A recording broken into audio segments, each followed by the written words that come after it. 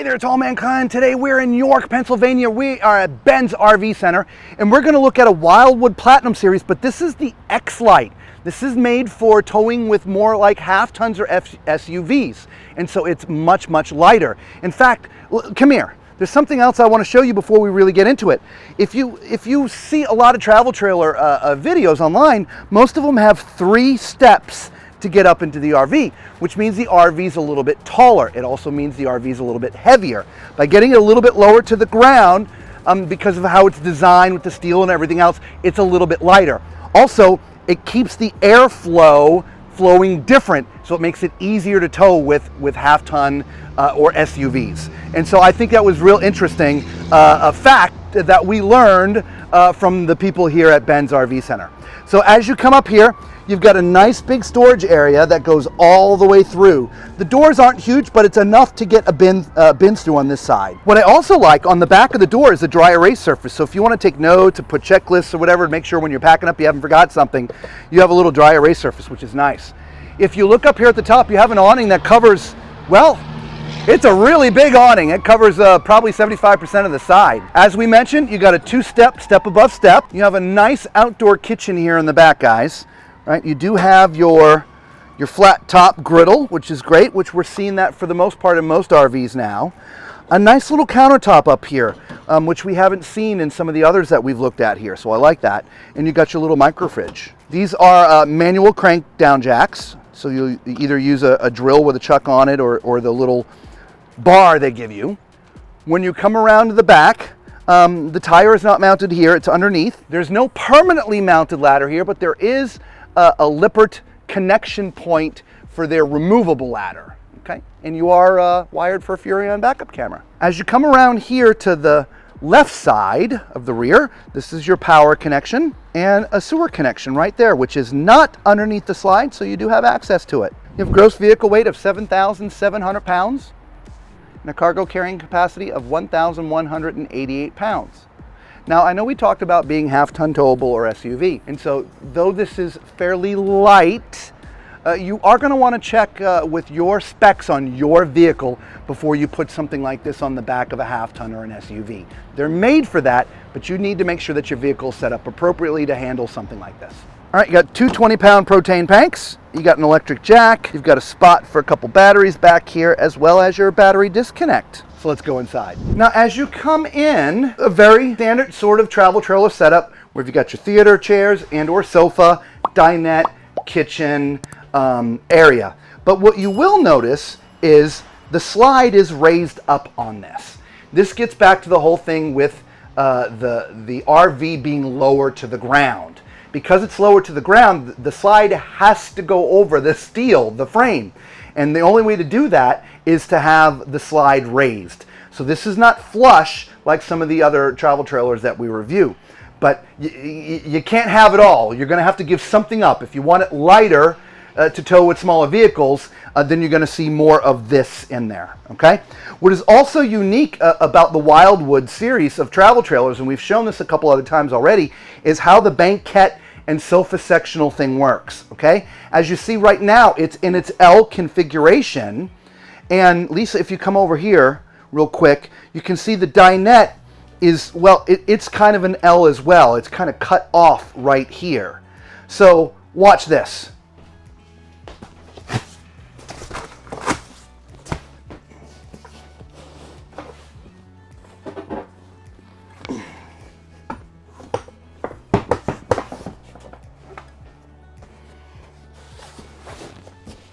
And there you go. Now you have your normal U-shaped dinette, U-shaped dinette, and then your normal sofa. So I think that's really neat, Lisa. Right? Underneath you have storage, and I like that they've included some bins there for you, right? So it's easy to pull stuff out. Okay. Very nice. Same thing underneath the dinette. There are doors here, and there's a bin. It's all the way in the back, which is nice about having the bins. Okay, I'm assuming you can also get access from, oh, you can't. This is solid, so you cannot lift that like you could some dinette chairs. Okay, then there's the kitchen. Okay, so it's sort of an L shape, which is open to the door area. Okay, you do have a 50-50 sink. with the lowered center area so you can put bigger pots in here. A nice tall faucet, little drying rack so you can dry your dishes there. There's some storage underneath here, which is full storage, at least in this section. And you got a couple drawers here. Above, you've got storage up here for your dishes and things. And look, solar on board, right? You've got your microwave and look, 45. Okay, so you're saving a little bit on this, okay? And I didn't mention this in when we were outside talking with Corey from Ben's RV. In this line, this would normally be aluminum siding, but right now they're offering the fiberglass siding upgrade for free. That's usually a several $1,000 upgrade on models, but the fiberglass on this model, free. Okay? You got your 3-burner stove, oven, and then you got your 12-volt fridge from Furrion. And then over here, what do we got back here? Oh, you know what time it is.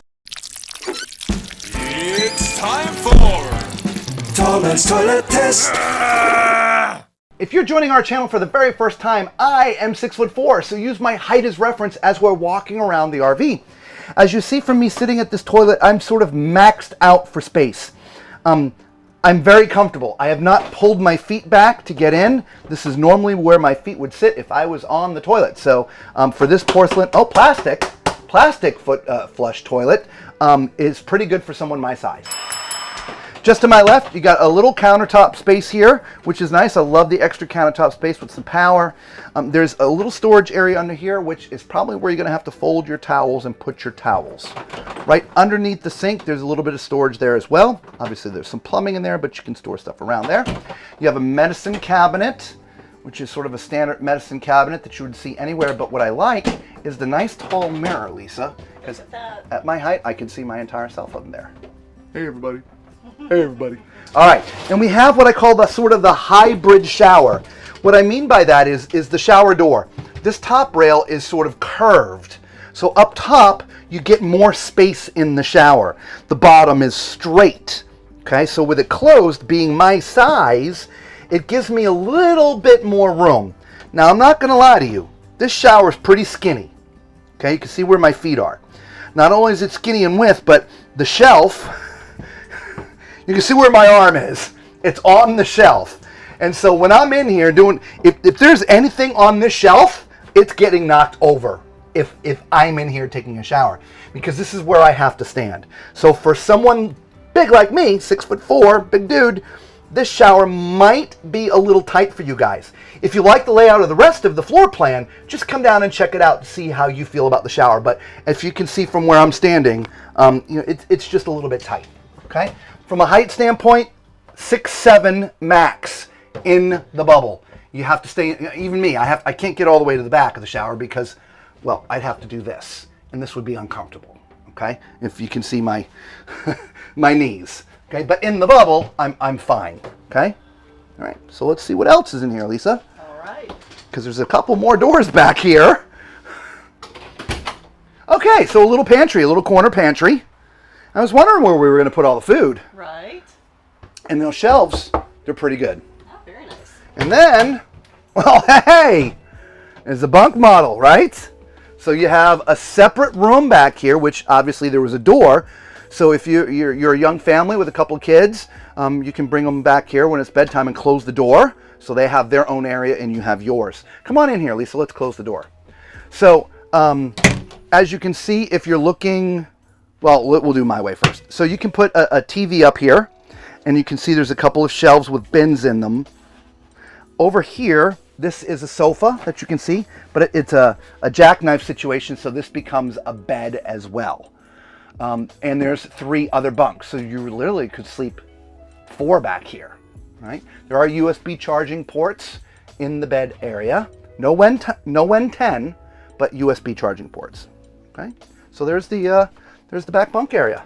So let's go up to the front. Oh, I forgot, this is where the TV would go, right? I didn't point that out when we were up here. So here's your TV area with a Furrion sound bar and a fireplace with a couple of cabinets flanking left and right.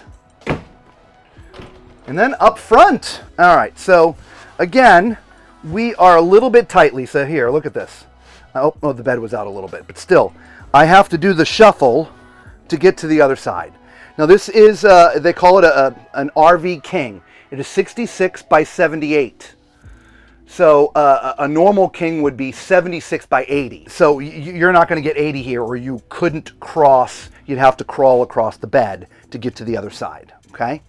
There is storage underneath, which is also accessing the outside storage area. So it's sort of a combined storage area outside and inside. You can see there's some bins here, right, for putting stuff in. There's also an access door here with a little net. So dirty clothes hamper, right? I think so. If you don't mind your dirty clothes being sort of in the outside area there. Now, this shelf up here, up on the top, is very narrow, okay? It's only about to my watch, but it's also slanted. So you're not gonna be putting a lot of clothes up there, I don't think. There is some hanging space here. There is a power outlet in there, so if you've got a CPAP, you're gonna have to plug through this access hole or put your CPAP inside. I don't know, but if you're hanging clothes, I think the CPAP would be on the outside. USB charging ports down here.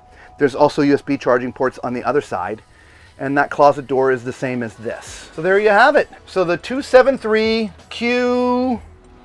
oh my gosh, I can't even, QBXL. I thought I was going to see it here, but it's not there. It's right here, Lisa. The 273 QBXL, because it's the XL model. A very interesting design, especially learning about that it's lower to the ground. Yes. So it's much easier to towable with airflow. Tractor trailers aren't going to push you as much, so it's going to be a little bit easier for the lighter vehicles, meaning half tons and SUVs, to tow a model like this. Also, learning the lower to the ground means you're not going to have a flush slide, so that it's sort of a give and take. So let us know what you think of this model, guys. Leave a comment below. This is our first time seeing this model. Speaking of first times, if this is your first time seeing our channel, do us a big favor. Give the video a thumbs up. Subscribe to the channel, become part of the Tall Man Clan. It is free to you, costs you nothing, and it really helps out the channel. As far as the Tall Man Clan goes, God bless you guys. We really do appreciate you. And until we see you all again on the road, be safe.